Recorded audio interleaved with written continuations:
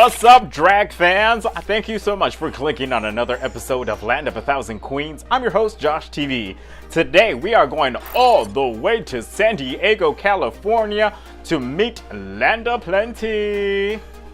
Hello, my ding-a-lings. It's me, Landa Plenty. Can I get a ding-ding? Girl, you can get more than a ding-ding. Oh, can I? Girl, is it Landa Plenty because plenty, there's enough of you to go around? Oh, girl, there's plenty enough to go around. I can let you know that there's no padding involved on the backside. All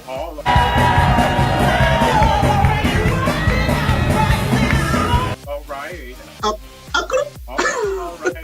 All right, so girl, in the past few years, you've done a lot. You've done Diamond Divas over in Florida, performer dancer at Walt Disney World SeaWorld. You've done a lot of musicals, a lot of plays, a handful of films. You even have an IMDb page.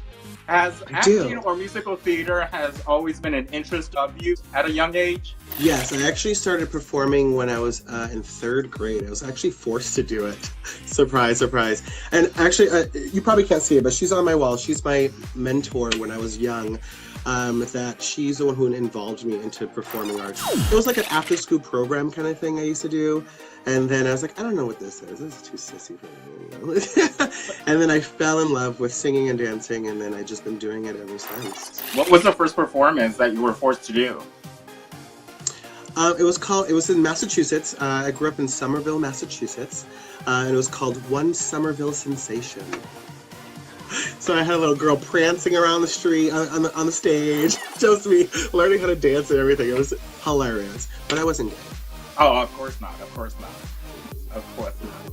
So, what's one of your biggest dream roles that you would love to have? Honestly, anything on Broadway. Any chorus, I could just come out and bring out a plate. Done. Did my job.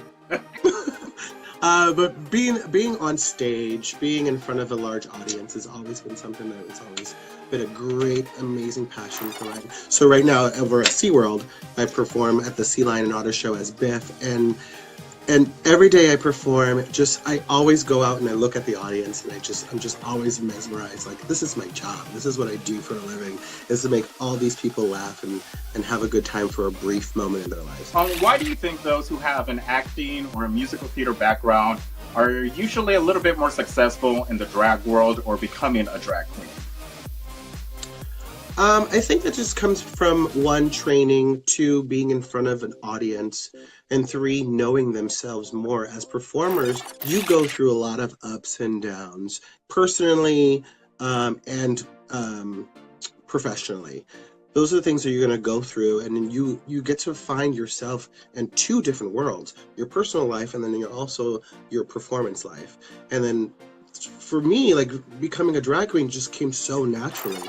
I started doing drag at Harvard University for a show. I'd never thought I was going to be a drag queen. I started it in my college as a little fundraiser thing, but I never thought it was going to be something that I'm living. This is my income. So I never thought that was going to be my life, but it's being a performer and having all that educational background and experience has definitely made it a lot more easier. So you started out as a fundraising queen, not a pride or a Halloween queen like most of drag queens start out. Yeah, so my drag started, my full drag, Landa Plenty, started at the American Repertory Theater. Along with my drag moms, we have Jujubee, we have Fina Barbatal, who's up and coming in LA. We have Raquel Blake, that's in Texas, and we have Mahogany Brown, who's retired, but she travels the world now. She's a singer in Tokyo. What's one of the most bizarre places you've ever performed? Ooh. I mean, I do a lot of private parties. Oh, what kind of parties? Private. Oh, I said private for a reason, girl. No, I think my most bizarre place, I would have to say, was on a boat. It was on a boat, which didn't sail because there was rough, weather. Oh. So the whole time the boat's doing this, and I'm trying to look cute in high heels on a rocking boat, and the group was like a whole bunch of old people. I call them Q-tips. Usually they tip better. They did. I mean, It was bizarre, but I mean, I walk home with like, okay, somebody's gonna buy a new purse. It was cute, girl. I'm sure it was. Have you ever had sex in drag? You know what? Yes. Oh! It was the most awkward thing I've ever experienced in my life. Ever in my life.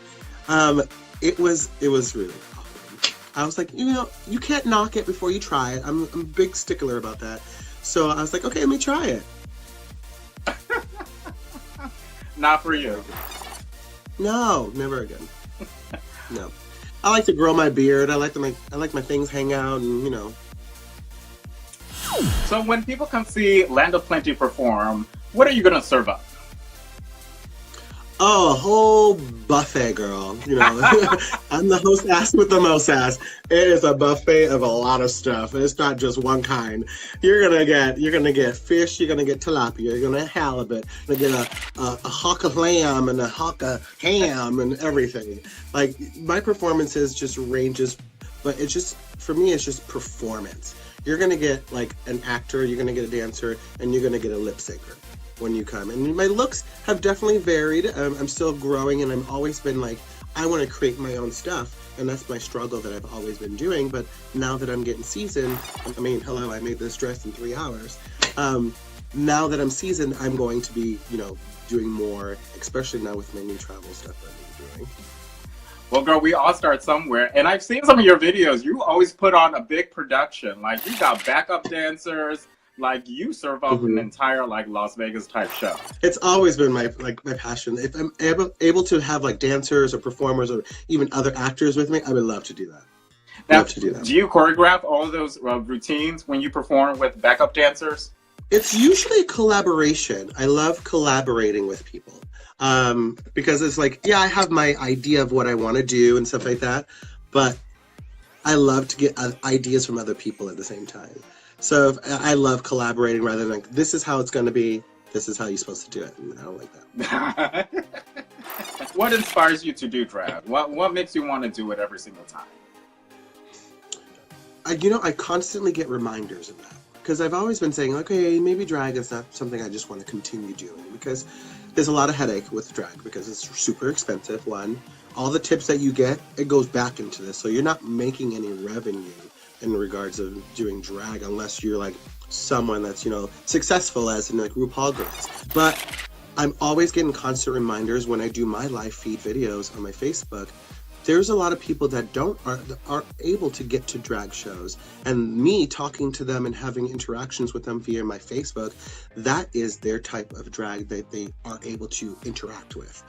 And when I get the little emails and the surprise like cards and stuff like that, thank you so much, you made my day so much better just by watching your live feed. Or even today, hey, me and my daughter, she's 3 years old, we're watching you today and she won't let me change the channel, so I just want to let you know Helena wants to say hi, and she's only 3, and it's like, just knowing that I'm affecting a lot of people and just doing what I do, what I love to do is just drag. That is what's keeping my drive going. That's keeping me going. It's like, what, maybe I'm not going to just quit. Maybe it's not just for me. I am doing it for other people too, and they're just not saying it out loud. But I get those reminders often. Oh, all right, girl. Well, usually I ask, where can people find you performing at? But since you have a new adventure coming up and you're going to be like a little MIA for 2 months, where can people follow you on social media? My number one is my Facebook. So you can find me on Facebook. I have 2 of them. I have my boy name, which is Santio Chico Cupon. You're welcome. The cute inside of me. Hola putas. And you can find me as Landa Plenty on Facebook.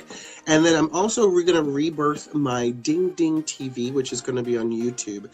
Currently, you can find me at under SANTIO.CUPON for YouTube, but that's going to be changing to Ding Ding TV or something close to Landa, so it's more reminded.